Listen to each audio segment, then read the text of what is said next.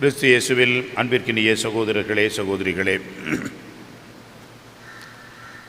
இன்றைய நற்செய்தியிலே பல கருத்துக்களை நம்முடைய சிந்தனைக்கு எடுத்துக்கொள்ளலாம். இருப்பினும் தொடக்கத்திலே முதல் பகுதியிலே ஆண்டவர் சொன்ன வார்த்தைகளை மட்டும் நம்முடைய சிந்தனைக்கும் இந்த இறை வார்த்தை விளக்கத்திற்கும் நாம் இப்பொழுது இந்த வார்த்தை என்ன சொல்கிறது என்பதை கேட்போம். உலகிற்கு அமைதி கொணர வந்தேன் என எண்ண வேண்டாம், அமைதியை அல்ல வாளையே கொணர வந்தேன். அன்புக்குரியவர்களே, பல பேர் இதை சரிவர புரிந்து கொள்ளாமல் ஆண்டவர் இயேசுவை கலகக்காரன் என்றும், ஆண்டவர் இயேசு பிரிவினையை கொண்டு வந்தவர் என்றும், இயேசு அமைதியை அல்ல பலவிதமான குழப்பங்களையும் மாற்றங்களையும் கொண்டு வந்தவர் என்று தவறாக புரிந்து கொள்கிறார்கள்.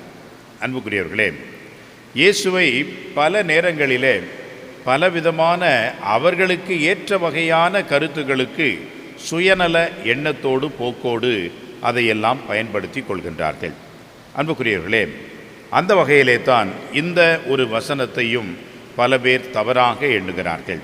நான் அமைதியை கொண்டு வரவில்லை, வாளையே கொண்டு வந்தேன் என்று சொல்கின்றார். அன்புக்குரியவர்களே, வாள், ஸ்வோர்ட் என்று சொல்கின்றோம். இந்த வாள் எதை குறிக்கிறது என்று சொன்னால், அந்த வாள் என்பது வெட்டுகிறது, வெட்டி துண்டு ரெண்டாகிறது. எனவே தான் வெட்டொன்று துண்டு ரெண்டு என்று நாம் பேச வேண்டும், இருக்க வேண்டும், நாம் முடிவெடுக்க வேண்டும் என்றெல்லாம் சொல்கிறார்கள். அது உண்மை. அன்புக்குரியவர்களே, உடனடியாக அது இரண்டாக பிரிக்கிறது என்று நாம் நினைத்து விடலாமா? இல்லை. அன்புக்குரியவர்களே, இங்கே வாள் என்பது ஆண்டவருடைய உண்மையை குறிக்கிறது. எப்பொழுதும் உண்மை என்பது உறுத்தும். அந்த உண்மை என்பதுதான் பொய்யினின்று நல்லது எதுவோ அதை பிரித்து காட்டும். இதைத்தான் இந்த வாள் என்ற அந்த ஒரு வார்த்தையிலே நமக்கு சொல்கின்றார். எபிரேயருக்கு எழுதிய திருமுகத்திலே 4ஆம் அதிகாரத்திலே 12ஆம் வசனம், அந்த வசனத்தில் என்ன சொல்லப்படுகிறது? இறை வார்த்தை கூர்மையானது. கடவுளுடைய வார்த்தை இருபக்கமும் கருக்குள்ள எந்த ஒரு வாளினும் கூர்மையானது. அது உள்ளத்தின் ஆழத்தை எட்டுகிறது, நம்முடைய எண்ணங்களை சீர்தூக்கி பார்க்கிறது என்று நாம் பார்க்கின்றோம். அந்த வாள் என்னவென்று சொன்னால், நம்முடைய உள்ளத்தின் கருத்துக்களை ஊடுருவி பார்க்கின்ற ஒன்று. அந்த வாள் இறை வார்த்தை. எனவே தான் அன்புக்குரியவர்களே, இந்த இறை வார்த்தை என்பது நாம் ஒரு முடிவெடுக்க நமக்கு உதவியாக இருக்கிறது. அதுதான் நமக்கு ஒரு அஸ்திவாரமாக, அத்தாட்சியாக இருக்கிறது.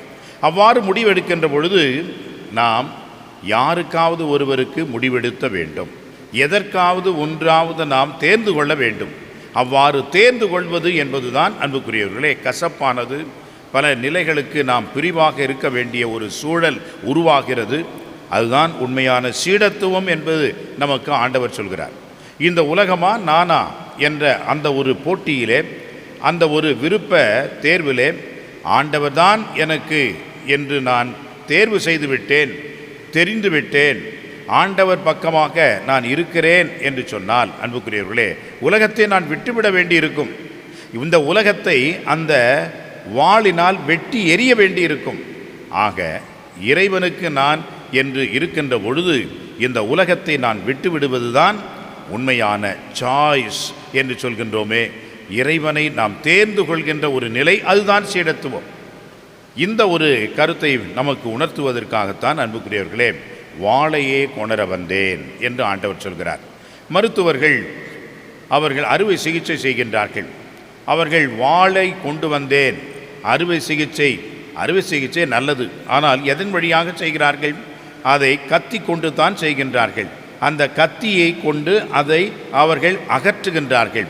ஆக வாளையே கொண்டு வந்தேன், கத்தியையே கொண்டு வந்தேன் என்றால் தீமையை அகற்றி நன்மையை அங்கே செய்வதற்காகத்தான் ஒரு மருத்துவர் அந்த உபகரணத்தை பயன்படுத்துகிறார். அவ்வாறே தான் ஒரு சீடன் என்று சொல்லக்கூடியவன், ஆண்டவருக்காக வாழ முற்படுகின்றவன், இந்த உலகத்தை கத்தியால், ஸ்வோர்ட் என்று சொல்லக்கூடிய அந்த வாளால், இறை வார்த்தையின் அடிப்படையிலே அதை வெட்டி எடுக்கவும், இந்த உலகம் எனக்கு வேண்டாம் என்று நிராகரிக்கவும், ஆண்டவரே எனக்கு எல்லாம் என்று இருக்கவும் தான், அதுதான் உண்மையான அமைதி, அதுதான் உண்மையான நிறைவு, அதுதான் சீடத்துவம். அந்த சீடத்துவத்துக்குத்தான் ஆண்டவர் நம்மை அழைக்கின்றார். எனவே தான் அன்புக்குரியவர்களே, உலகிற்கு நான் அமைதியை கொண்டு வந்தேன் என்று நினைக்கின்றீர்களா? இல்லை, வாளையே கொண்டு வந்தேன் என்று ஆண்டவர் சொல்கின்ற அந்த வாள் என்ற வார்த்தைக்கு அர்த்தமாகும். ஏனென்றால் அன்புக்குரியவர்களே, பல பேர் இந்த வாள் என்று சொன்னதனால் உடனடியாக அவர் வன்முறைக்கு வழியாகுகின்றார் என்று இல்லை. அவர் வன்முறைக்கு வழியான ஆளே கிடையாது. ஏனென்றால் ராயப்பர் என்ன செய்கின்றார்? பேதுரு ஆண்டவர் இயேசுவை கைது செய்ய வருகின்ற பொழுது அவர் ஒரு படைவீரனுடைய காதை வெட்டுகின்றார் தன்னுடைய உரையிலிருந்து அந்த கத்தியை கொண்டு. அப்பொழுது ஆண்டவர் சொன்னார், உன் வாளை உரையில் போடு என்று.